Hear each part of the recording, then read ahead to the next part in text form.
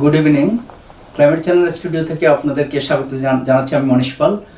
আজকে আমাদের সাথে আছেন আমাদের বিশিষ্ট অতিথি মহির রহমতুল্লাহ কমিউনিটিতে একটা পরিচিত নাম, আপনারা অনেকেই তাকে চেনেন। আজকে আমরা তার সাথে একটু গল্প করার জন্য তাকে আমন্ত্রণ জানিয়েছি আমাদের স্টুডিওতে।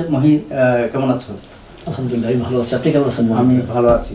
তো মহির রহমতুল্লাহ মূলত বুয়েট থেকে গ্র্যাজুয়েশন করেছে 1996 ব্যাচে, এবং মহির ডিপার্টমেন্ট ছিল মেকানিক্যাল ইঞ্জিনিয়ারিং।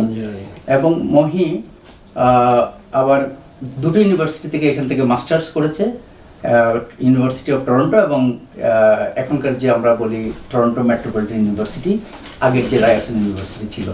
সো মহিকে আজকে ডাকবার কারণ, মহি আসলে ইঞ্জিনিয়ার, ট্রেন্ড ইঞ্জিনিয়ার, বাট মহি কাজ করে হচ্ছে রিয়েল এস্টেট প্রফেশনে। তো আমার কাছে এই ব্যাপারটা খুবই ইন্টারেস্টিং যে বুয়েট থেকে পাশ করেছে, এবং বুয়েটে পাশ করেছে ডেফিনেটলি একটা ব্রিলিয়ান্ট ছেলে, কিন্তু টরন্টোতে এসে কানাডায় যখন আসার পরে পড়াশোনাও করেছে, কিন্তু এরপরে মহি পথ বেছে নিয়েছে একটা উদ্যোক্তা হওয়ার জন্য। তো মহি, কংগ্রেচুলেশনস।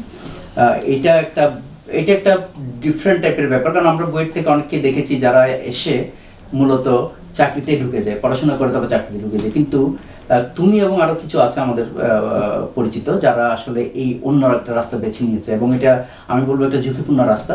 কিন্তু তোমাদের কয়েকজনকে দেখেছি তোমরা সফলতার সাথে এই ব্যাপারটা অনেক দূর এগিয়ে নিয়ে গেছো। তো আজকে সেই বিষয়টা নিয়ে আমি একটু গল্প করার জন্য তোমাকে ডেকেছি। কিন্তু শুরুতে আমি একটু জানতে চাই, ঢাকা থেকে কানাডার যাত্রাটা কীরকম ছিল? ঢাকা থেকে প্রথমত আমি বুয়েটে যখন পাশ করছি, বুয়েট থেকে আমি হোসান গ্রুপ অফ ইন্ডাস্ট্রিজে কাজ করেছি ম্যানেজার হিসেবে। তারপর আমি কানাডাতে চলে আসছি বিয়ে করে। সেটা কত সালে? 2006 সালে আমি এসেছি, 2006 এপ্রিলেই। তাহলে ইতিমধ্যে 20 বছর পারি হয়ে যাচ্ছে। 20 বছর হয়ে যাচ্ছে। এপ্রিলের 6 তারিখে আমার 20 বছর পূর্ণ হয়ে যায়। 20 বছর হবে কানাডাতে। তো এখানে এসে আমি প্রথমে রায়ারসন ইউনিভার্সিটি ভর্তি হয়েছি, ওখান থেকে একটা মাস্টার্স কমপ্লিট করেছি। বাট আমার খুব ইচ্ছা ছিল আর কি ইউএফটির মতো একটা বাংলাদেশের নর্ডার্ন থেকে পাশ করেছি, বুয়েটে পড়েছি। তো ইউএফটিতে পড়ার খুব শখ ছিল। প্লাস আমি তখন ইউএফটিতে অ্যাপ্লাই করেছি, কিন্তু ইউএফটিতে আমি তখন ফান্ডিং পাইনি। রায়ারসনে যখন ফান্ডিং পেয়েছি তখন আমি রায়ারসনে মাস্টার্স করেছি। তারপরে আমি রায়ারসন থেকে আবার ইউএফটিতে, রায়ারসন শেষ করে আমি আবার ইউএফটি গেছিলাম। তো ইউএফটির পড়াশোনাটা শেষ হলো কবে? ওইটা আমি 2013 সালের দিকে 2013 সালের দিকে শেষ হয়েছে। এবং এরপরে কি করলে? এরপরে আমি আসলে হচ্ছে কি, তখন পড়াশোনার পাশাপাশি আমি তখন রিয়েল এস্টেট লাইসেন্সটা নিয়েছিলাম। তখন অ্যাজ এ পার্ট টাইম হিসাবে আমি তখন রিয়েল এস্টেট প্র্যাকটিস করতেছিলাম। কারণ আমাদের অনেক বন্ধু বান্ধব ছিল, বা আমাদের অনেক চেনা জানা মানুষ নিয়ে কাজ করছিল, বা যারা হয়তো বাড়ি খুঁজতেছিল বা ভাড়া খুঁজতেছিল, আমি ওদেরকে হেল্প করছি তখন। আর ওখান থেকে এটার প্রতি আমার একটা আকর্ষণ জমছে, এই জন্যই যে অনেকের সাথে পরিচিত হচ্ছে, এবং নেটওয়ার্ক আস্তে আস্তে বাড়ছে, এবং মানুষ উপকৃত হচ্ছে, তাই না? পরিচিত একটা কনফিডেন্সের ব্যাপার আছে, ট্রাস্টের ব্যাপার আছে। এক্স্যাক্টলি। প্রথম কথা হচ্ছে কি, আমি দেখলাম অনেকে যখন বাড়ি ঘর কিনতে যায় বা ভাড়া নিতে যায়, যার সাথে কাজ করে তার প্রতি আস্থা অর্জন করতে পারতেছে না, সে আসলে রাইট বলতেছে কি রং বলতেছে, সে আসলে ভালো সার্ভিস দিচ্ছে কি দিচ্ছে না। তো ওখান থেকে আমি যেটা শিখলাম যে আসলে আমার যারা বুয়েটের বা আমার চেনা যারা আইওটি বা ঢাকা ভার্সিটি, ঢাকা মেডিকেল, যাদের সবাইকে চিনি, বা তার একটা আস্থা আছে আমাদের প্রতি যে না, এটা প্রফেশনাল, তো তার কাছ থেকে আমি প্রফেশনাল সার্ভিস পাবো। এবং বুয়েট থেকে পড়াশোনা করার কারণে অনেকের একটা ধারণা আছে যে এই ভদ্রলোকটা অ্যাটলিস্ট ট্রাস্ট করা যায়, এটা আমরা বুঝতে পেরেছি। আচ্ছা, তো এখন যে তো দীর্ঘদিন তোমার হয়ে গেছে, 13 থেকে আমি বলবো আজকে 12-13 বছর তুমি প্রফেশনে আছো, এবং এটা খুবই আমি বলবো একটা ওয়াইজ ডিসিশন যেটা তুমি নিয়েছিলে, এবং সেটা পরবর্তীতে তোমার মূল জীবিকার ব্যাপার হয়ে দাঁড়ালো। তুমি এরপর আর কাজে ঢোকার কোনো সুযোগ হয়নি? তখন আমি দেখেছিলাম আসলে যে আমার তখন ফ্যামিলি, দুটো বাচ্চা হয়ে গেছে অলরেডি, বাচ্চাদেরকে সময় দেওয়া বা ফ্যামিলিকে সময় দেওয়া, প্লাস কাজ যেটা ফ্লেক্সিবিলিটি, রাইট। এবং আমার অনেক বন্ধু যারা কাজ করছিল অনেকের কাছে শুনে 9 to 5 নাকি গোলামি করা, অন্যের আন্ডারে কাজ করে, ওয়ার্কিং ফর সামওয়ান। আর একটা জিনিস, এখানে যেমন আমাদের দেশে যেমন ডাক্তারি, ইঞ্জিনিয়ার, ওই জবগুলোকে মানুষ অনেকটা প্রাধান্য দেয়, কোয়ালিটি অফ লাইফকে মানুষ প্রাধান্য দেয় না। রাইট। আমাদের দেশের কথা বলছি, আমাদের দেশে, কিন্তু এখানে এই জিনিসটা নাই। এখানে তুমি যে কাজই করো একটা মানে শ্রমের একটা মর্যাদা আছে। তোমার একটা মর্যাদা আছে, প্লাস কোয়ালিটি অফ লাইফ। আমি আমার লাইফটা কিভাবে এনজয় করতেছি, সেই জিনিসটা আমি দেখলাম যে আসলে আমি যদি সেলফ এমপ্লয়েড হই, নিজের মতো করে আমি আমার টাইমটাকে স্কেডিউল করতে পারতেছি। এট দ্য সেম টাইম স্কুলে দিয়ে আসা ডে কেয়ারে নিয়ে যাওয়া না, হ্যাঁ, ফ্যামিলিকে আমি সময় দিতে পারতেছি। আবার আমার ওয়াইফ তখন সিএবিসি ব্যাংকে কাজ করে, সেও তখন ফুল টাইম জব করতেছে। সে গলফ ইউনিভার্সিটি থেকে বিবিএ শেষ করে সে সিএবিসি ব্যাংকে কাজ শুরু করছে।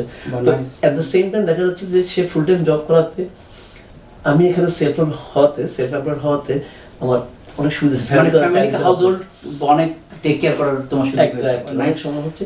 প্লাস যে জিনিসটা চাকরি থেকে আসলে আমি বলবো যে সেলফ এমপ্লয়েড বা আমার রিয়েল এস্টেট প্রফেশন আমি দেখছি that is even paying me better plus flexibility, time management, মানে ওয়ার্ক লাইফ ব্যালেন্স যে ব্যাপারটা, এটা মানে নিজের মতো করে করা যাচ্ছে। এক্স্যাক্টলি, তুমি সারাদিন বাচ্চা কাচ্চা টেক কেয়ার করছো, ফ্যামিলি টেক কেয়ার করছো, হয়তো রাতে তুমি নিজের মতো করে কাজ করছো, বা উইকেন্ডে কাজ করতে হচ্ছে বেশি, হ্যাঁ উইকডেতে তুমি ফ্রি থাকছো।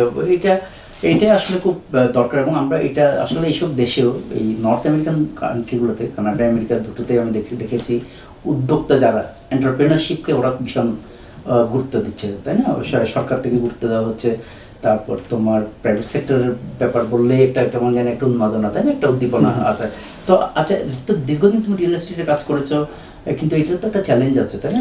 মার্কেটের একটা চ্যালেঞ্জ আছে। যেমন এখন যেটা আমি দেখতে পাচ্ছি, এখন আসলে মার্কেটটা তো একটু ঝুঁকিতে আছে, হ্যাঁ, মার্কেট মুভ করছে না সেরকম করে। এখন কি অবস্থা? এটা আসলে হচ্ছে কি, আপনার একটা রেপুটেশনের ব্যাপার আছে। মার্কেট কিন্তু এখনো বাড়িঘর বিক্রি হচ্ছে। আচ্ছা, এটা এমন না যে একেবারে বন্ধ হয়ে গেছে সেরকম কিছু। হ্যাঁ, এখন হয়তো ইনভেস্টরের সংখ্যা অনেক কম, বা যারা আপনার মনে করেন সেকেন্ড টাইম থার্ড টাইম বাড়ি কিনে, তাদের সংখ্যা হয়তো এখন কম। বাট ফার্স্ট টাইম হোম বায়াররা কিন্তু এখন বাড়ি কিনতেছে। This is the time for the first time home বায়াররা, যারা সর্বরাজ্য বলতে গেলে এখন ওরা এখন নিজের ইচ্ছে মতো বাড়ি কিনতেছে, মানে ওরা এখন নেগোশিয়েট করতে পারছে, এবং এটা কি তুমি বলতে চাও যে বায়ার্স মার্কেট? ডেফিনেটলি সে বায়ার্স মার্কেট, এবং মার্কেটটা এটাই হওয়া উচিত আসলে। যে কানাডার মার্কেটটা আপনি জানেন 2020-21 সালে যেরকম আগুন লেগে গেছে, বাড়ি অফার দিতে গেলে 50-60টা অফার, আমি একটা বাদে 74টা অফার পর্যন্ত দেখেছি, 74 অফার্স। বায়ারদের কথা বলারই সুযোগ নেই। কন্ডিশন, ফাইন্যান্স বা মর্টগেজের যে কন্ডিশন বা আপনার ওগুলা তো কথাই বলা যায়। কিন্তু এখন যেটা আপনি দেখে শুনে কিনতেছেন, এবং আমি মনে করবো রিয়েল এস্টেট মার্কেট আসলে এরকম হওয়াই উচিত।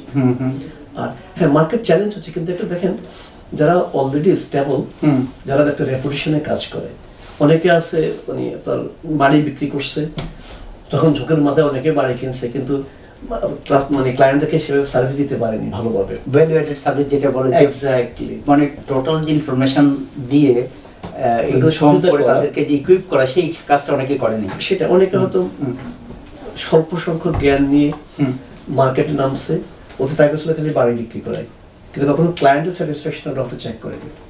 এই ক্লায়েন্টের যে স্যাটিসফ্যাকশনটা, এটা আসলে একদিন হয়ে ওঠে না, এটা আপনার লং টাইম বিজনেস। তো তুমি কি বলছো যে তোমার রিপিট ক্লায়েন্ট আছে?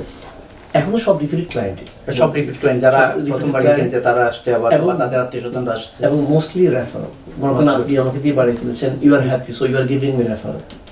ওকে, আপনার বোন, ভাই, ভাতিজা বা চেনা জানা বা বই থেকে কোনো জুনিয়র আসলে যখন আপনাকে জিজ্ঞেস করে, ভাই, মানে অর্গানিক ওয়েতে যে মার্কেটিং যেটা, সেটা হচ্ছে। তো এখন ধরো এই টরন্টোতে বাড়ি কিনতে হলে, আমরা যদি এখন টরন্টোতে আছি, টরন্টো বা গ্রেটার টরন্টো এরিয়াতে বাড়ি কিনতে হলে কি পরিমাণ ইনকাম থাকতে হবে বলে তোমার মনে হয়? এগেইন এটা হচ্ছে কি, প্রত্যেকের একটা বাজেট আছে। মনে করেন আপনি কোন লেভেলের বাড়ি কিনবেন, কত দামের বাড়ি কিনবেন, তার উপর ডিপেন্ড করবে আপনার ইনকাম লেভেল। ঠিক আছে, এবং মর্টগেজটা কোয়ালিফাই করতে হবে।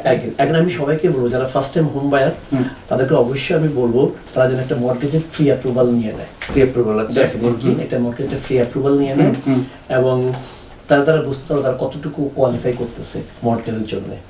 কারণ এখন মার্কেট ইজ ভেরি চ্যালেঞ্জিং। আপনি যদি মর্টগেজ না পান, আপনাকে যেতে হবে সেকেন্ডারি বা প্রাইভেট ল্যান্ডে বা বি ল্যান্ডার বা সি ল্যান্ডারে, that is more costly. So আপনাকে এখন উচিত হচ্ছে আপনার এটা কি জানি বলেন, মর্টগেজ প্রি অ্যাপ্রুভাল নেওয়া। ভালো একজন এজেন্ট, যে আসলে জানে, দক্ষ একজন এজেন্ট, তার সুনাম আছে, পরিচিতি আছে, তার সাথে আলাপ করে মর্টগেজের আপনার প্রি অ্যাপ্রুভাল নিয়ে। এবং এই অ্যাপ্রুভাল কতদিন থাকবে? কোনো কোনো ব্যাংক 120 দিনের দেয়, আবার কেউ 120 দিনের, মানে ধরো 3 থেকে 4 মাস। It's a good sufficient time আমি বলবো, যাতে এর মধ্যে তুমি বাড়ি দেখে শুনে you have time to negotiate, এবং তোমার আরো তো কিছু প্রফেশনাল দরকার, লয়ার দরকার আছে, তাই রিয়েল এস্টেট লয়ার দরকার আছে। ওটা তোমার থার্ড স্টেপ, রিয়েল এস্টেট, তারপর মর্টগেজ, দেন আমার লয়ার ক্লোজিং এর জন্য। বাট আপনার জন্য মোস্ট ইম্পর্টেন্ট ভালো রিয়েলটর খুঁজে বের করা, ভালো মর্টগেজ এজেন্ট খুঁজে বের করা, অথবা আপনি সরাসরি ব্যাংকে গিয়ে মর্টগেজের প্রি অ্যাপ্রুভাল নিয়ে আপনি আপনাকে ইভ্যালুয়েট করে দেন আপনি মার্কেটে নামবেন, আপনি কদের বাড়ি কিনতে। আচ্ছা, তো এখন আমি একটু বলতে চাই যে যারা নিউ কামার, আমরা তো অনেকদিন হয়ে গেছে, পুরনো আছে, আমরা অনেক ইনফরমেশন আমাদের সিস্টেমে চলে আসছে, যেহেতু আমাদের নেটওয়ার্ক আছে, আমরা জানি উই গট ইকুইপড অলরেডি, তাই না? কিন্তু যারা নতুন আসবে, বাংলাদেশ থেকে আসবে, কারণ বাংলাদেশে যেভাবে বাড়ি কেনা হয় কানাডাতেও সেভাবে নয়, it's a totally different process, everything is different. So ওদের মূল সমস্যাটা কোন জায়গায়?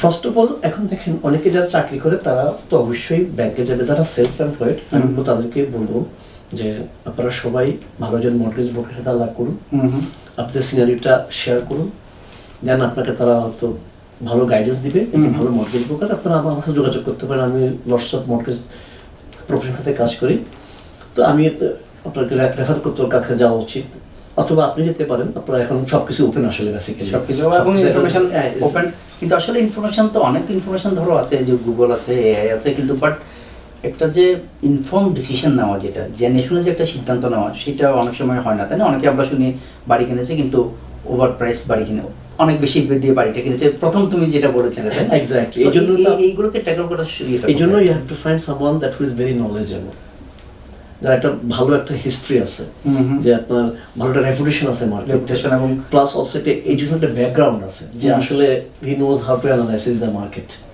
ঠিক আছে? এবং আমি এতে মনে করি যে আমার মতো আরো অনেকে আছেন যারা ভালো এডুকেশনাল ব্যাকগ্রাউন্ড আছে বা হাইলি নলেজেবল আছেন, আপনারা আসুন। একটা ভ্যালুয়েটেড সার্ভিস তুমি আমাকে বলো, যেটা তুমি আসলে মনে করো যে এইটা ক্লায়েন্টের জানা উচিত। এগেইন প্রথম কথা হচ্ছে কি, আমি যারা ফার্স্ট টাইম মুম্বাই, আমি আগে তাদেরকে এডুকেট করি মার্কেট সম্বন্ধে, যাতে আমার client not only depend on me, তারা নিজেরাও ডিসাইড করতে পারে। সো আমি বলবো যে আপনারা যারা ফার্স্ট টাইম মুম্বাই আছেন, তারা প্রথমে আগে আপনার কাজ করেন এজেন্টের সাথে, কাস্টমার খোঁজেন যে আপনাকে আসলে শেখাবে how it works, how the market works. Don't only rely on the agent. Whatever agent will say, আপনি তাই না, you have to have some also idea. তো এইটা কি কোনো সুযোগ আছে? ধরো একটা জুরিসডিকশন আমি গেলাম, মার্খামে গেলাম, ধরো আমি মার্খামে বাড়ি কিনতে চাই, আমি আমার যে নেইবারহুড, আমি ওখান থেকে একটা অ্যাকচুয়াল প্রাইস ডেটা কি বলতে পারি আমার এজেন্টকে, যে আপনি এটা নিয়ে আসেন, তাহলে আমি একটু দেখে বুঝতে পারি যে মার্কেটটা আসলে ট্রেন্ডটা কীরকম? হ্যাঁ, ডেফিনেটলি। বাট একজন আপনাকে আমি যদি ডাটা দিই, আপনি তো ডাটা থেকে অনেক কিছু বুঝবেন না, কারণ আপনি হয়তো 5টা বাড়ি দিয়ে গেছেন। যদি আমি এই ফিল্ডে আছি, আমি তো সবগুলো বাড়িতে মোটামুটি মোরলেস আমাদের যাওয়া হচ্ছে, বা আমরা যেহেতু আমাদের কাজ করি, আমরা বুঝতে পারি আসলে কোন বাড়ির ক্রাইটেরিয়া কি, কোন বাড়ির স্কোয়ার ফিট কেমন, কোন বাড়ির কতটুকু ওল্ড, তার গ্রাজুয়েশনটা কি ধরনের, এগুলো আমরা বুঝতে পারি। এগুলো বেস করে আপনাকে বাড়ির প্রাইসটা নির্ধারণ করতে হবে। যেহেতু আমরা লং টাইম কাজ করি, একটা বাড়ির based on renovation, quality of the house, বা আপনার এসি, ফার্নেস, রুফ, এগুলো কত বছরের পুরাতন বা কি অবস্থা, বা কোথাও লিক করেছে কিনা বা মোল্ড আছে কিনা, এই সমস্ত একজন রিয়েল দক্ষ এজেন্টই আপনাকে বলতে পারবে। তো হোম ইন্সপেকশনের ভূমিকাটা কি এখানে আছে? হোম ইন্সপেকশন যেগুলো আমরা চোখে দেখি না, সেগুলো যেমন আপনার এটা আপনার কখনো বেসন লিক হয়েছে কিনা, রুফ লিক হয়েছে কিনা, মোল্ড আছে কিনা, অনেক সময় যেটা হিডেন প্লেস আছে, ওরা খুঁজে বের করবে। তো এখন তো মার্কেট ধরো একটু স্টেডি আমি বলবো, তো এখন হোম ইন্সপেকশনের সুযোগ আছে। আগে যেমন অনেক কিছু ওয়েভ করার সুযোগ ছিল, মানে হোম ইন্সপেকশন আসলে সুযোগই পাওয়া যেত না, এখন সেটা আছে, এখন সেটা মার্কেটে কি ফিরে আসছে? হ্যাঁ, এখন আপনি মোটামুটি আমি দেখছি প্রতিটা বাড়িতেই এখন আপনার কন্ডিশনালি সোল হচ্ছে। সো আপনার ফাইন্যান্স, মোস্টলি আপনার কন্ডিশন বলতে ফাইন্যান্স আর সাবজেক্ট টু ইন্সপেকশন, আর যেগুলো কন্ডো মার্কেট, সেখানে হয়তো একটা স্ট্যাটাস সার্টিফিকেট ব্যাপার আছে। আচ্ছা, তো সেটা, বাট নরমালি আমরা ফাইন্যান্স এবং ইন্সপেকশনটা বেশি প্রাধান্য দিই। তো এখন কন্ডোর কথাটা বলেছো, আমি এটা নিয়ে একটু জানতে চাই, কন্ডোটা কি এখন কি মনে করো অপরচুনিটি নাকি একটা রিস্ক? এখন কন্ডো মার্কেটটা আমি মনে করি আজকের এই বাজারে কন্ডো মার্কেটটার প্রাইসটাই বেশি কমেছে, কন্ডোর প্রাইসটা অনেক কমে গেছে। এখন আসলে আপনার বাজেটটা কি? আপনার অনেকে যেমন কন্ডো মার্কেট লাইক করে, কন্ডো লাইক করে, আবার অনেকে বাড়ি পছন্দ করে, যারা ঘাস কাটা বা স্নো ক্লিন করা পছন্দ করে না, বা এখন অনেক দরকার স্টার্টার, তাদের জন্য I think condo is okay. But again বা ইয়াং ফ্যামিলির জন্য, বা যারা ডাউনটাউনে কাজ করতে চায়, ওদের জন্য আমি মনে করি কন্ডো ওকে। বাট আপনার যদি একটু এক্সটেন্ড ফ্যামিলি থাকে, but you have ability to buy house, then I would say go buy house. Town house আছে, ফ্রি হোল্ড টাউন হাউস আছে, আপনার সেমি ডিটাচ আছে, ডিটাচ বাড়ি আছে, ওগুলো কিনতে পারেন। এটা আসলে কার কি চাহিদা, difference on that. But condo market এখন বেসিক্যালি রেগুলার চাইতে আমি মনে করি অনেক ভিলো। মানে ধরো তুমি যেটা বলছো যে একটা বেস প্রাইস যদি আমরা ধরি 2022-2023 তার চেয়ে এখন 2026-এ 30 to 35% কমে গেছে। তো এটা তো আসলে আমার মনে হয় বায়ারদের জন্য একটা বড় সুযোগ, যারা at least first time home buyer, এবং গভর্নমেন্টের হচ্ছে ইনসেন্টিভ আছে আমি যতটুকু জানি। ওগুলো হচ্ছে ফার্স্ট টাইম হোম বায়ারদের জন্য যারা নতুন বাড়ি কিনতেছে, নতুন বাড়ি, প্রি কনস্ট্রাকশন বাড়ি কিনতে। তারপরে তারপরে কথা বলতেছে এইচএসটি টা মাফ করে দিবে, ডেভেলপমেন্ট চার্জগুলো আপনার ওরা ওয়েভ করে দিবে, কথা চলতেছে। এখনো এটা হয়ে যাবে আসলে। আচ্ছা, তো এখন আমি বলছি যে ধরো এই যে নতুন বায়ার যারা, ওভারঅল সাইকোলজিটা কি, ওরা কি মনে করে, যারা অনেকে সাইড লাইনে দাঁড়িয়ে বসেছিল অনেকদিন, ওরা কি মনে করে দে আর মিসিং আউট, অথবা নাকি ওরা এখনো ভাবছে যে এখন যদি আমি বাড়িটা কিনে আমি ওভার পেমেন্ট দিয়ে বাড়িটা কিনছি, মানে প্রাইস বেশি দিয়ে বাড়ি কিনছি, এই যে ওভারঅল আমি বলছি যে অ্যাভারেজ ইয়েটা কি, সাইকোলজিটা কি?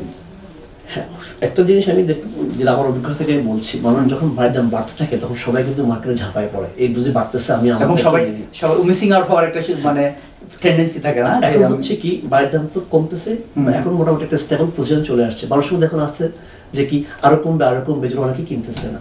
কিন্তু আমি মনে করি আজকে যে বাজারটা এটা অলরেডি রক বটমে চলে আসছে, আর না আমার খুব একটা সুযোগ আমি দেখতেছি না। কারণ আপনি দেখেন, আপনি যে রিয়েল লাইফে টেস্টকে ড্রপ করে এটা গ্রাউন্ডে পড়বে, আর নিচে যাবে না বেসিক্যালি। তো এখন বেসিক্যালি হাউস প্রাইস গ্রাউন্ড লেভেলে মানে একদম রক বটম যেটা বলা যায়। এখন এটা আসলে জানি না কতদিন এরকম থাকবে, বাট আমি এটুকু বলতে পারি নেওয়ার খুব একটা সুযোগ নেই। সো আমি যারা ফার্স্ট টাইম হোম বায়ার বা যারা ইনভেস্ট করতে চায় তাদের এই মুহূর্তে আমার মনে করি এই মার্কেটে আসা উচিত, এই সুযোগটা নেওয়া উচিত। আচ্ছা, সেলারদের জন্য কোনো গুড নিউজ আছে, যারা বাড়িতে কিনে বসে আছে, আমার 2-3টা বাড়ির মালিক, যে মানে মার্কেট রিবাউন্ড করার কোনো স্টাডি কি আছে? ধরো সিএবিসি, টিডি বা আরবিসি, ওদের ইকোনমিস্টরা তো অনেক সময় প্রেডিক্ট করে, তাই না? এখন দেখেন কোনো কিছুই কিন্তু স্টেবল না। দেখেন আজকে ইস্কার মধ্যে যে বাংলা বাড়িগুলো দেখছেন, এগুলো কিন্তু বিল্ডিং এর সময় প্রাইস ছিল 17-18 হাজার টাকা, 20,000 টাকা, 30,000 টাকা, কিন্তু আজকে যেগুলো $1 মিলিয়ন।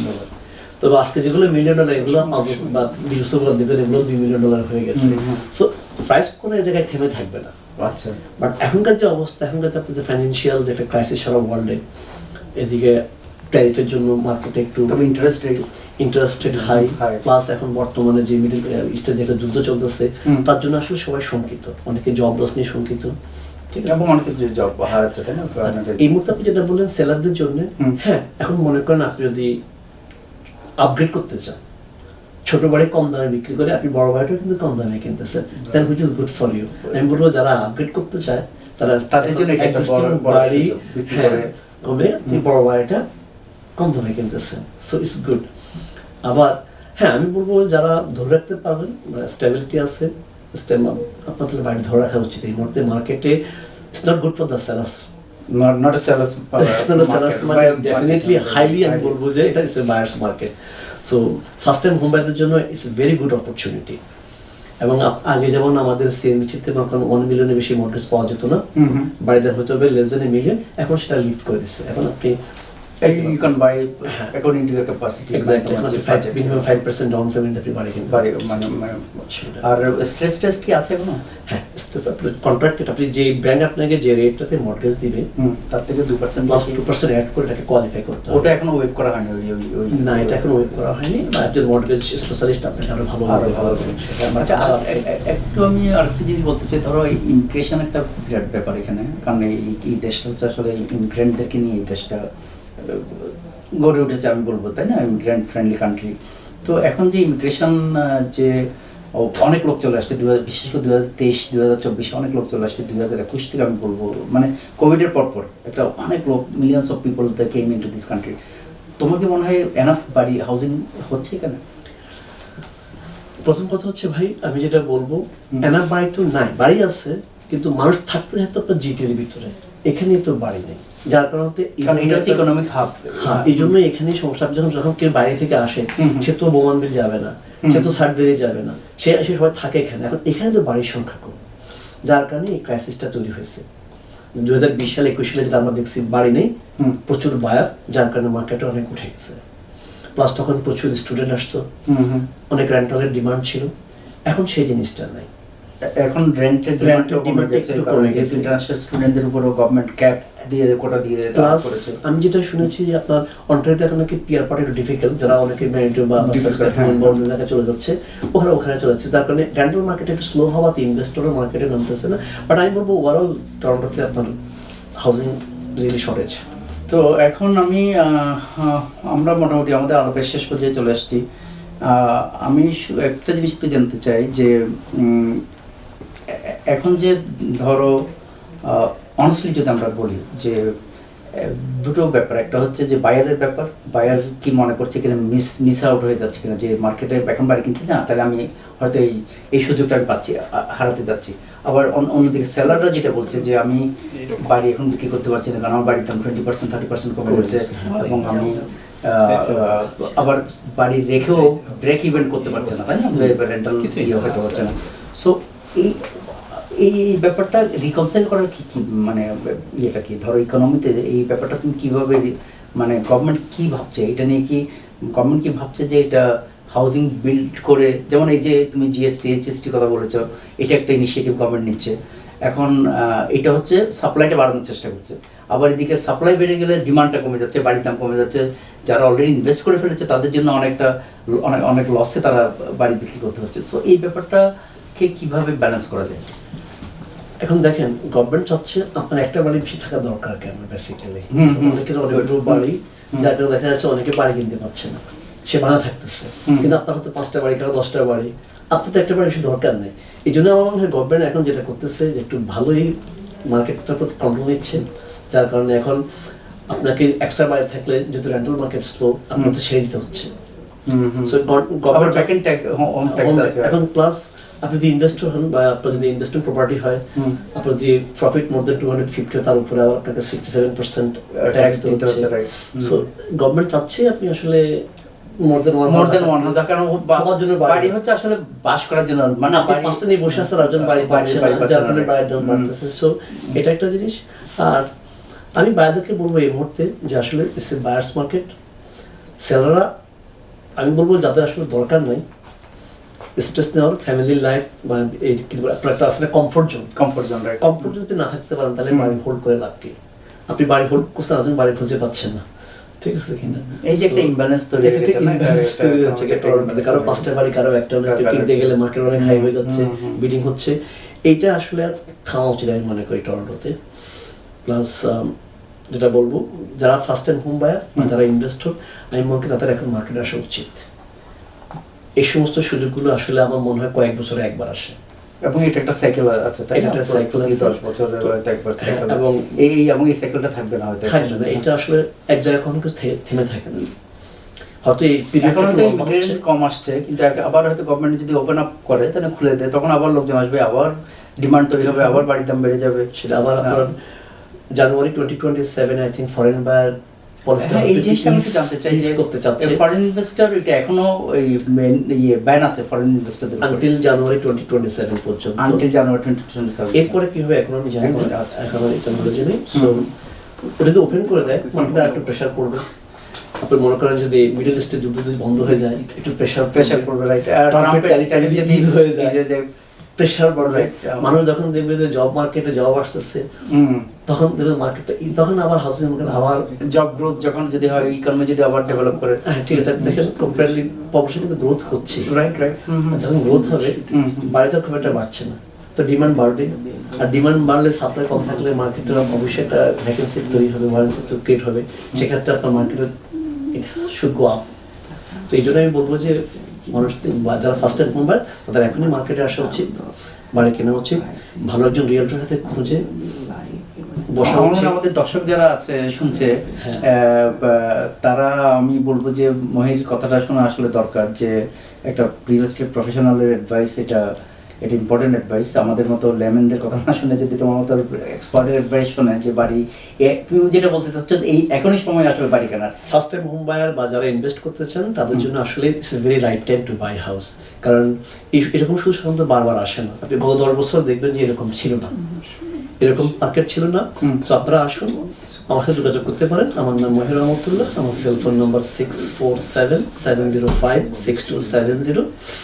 আপনাদের যদি কোনো ইনফরমেশনের প্রয়োজন হয় বাড়ি কেনার জন্য বা বিক্রির জন্য, আপনারা আমার সাথে সরাসরি যোগাযোগ করতে পারেন, অথবা ক্লাইমেট চ্যানেলের মাধ্যমে তোমার হয়তো ইনফরমেশন পেয়ে যাবে। আপনারা হ্যাঁ ক্লাইমেট চ্যানেলের ওয়েবসাইটও আপনি পাবেন, ক্লাইমেট চ্যানেল যোগাযোগ করলে আমার ইনফরমেশন পেয়ে যাবেন। আপনারা যারা বাড়ি কিনতে চান বা বাড়ি বিক্রি করতে চান আমার সাথে যোগাযোগ করুন। যারা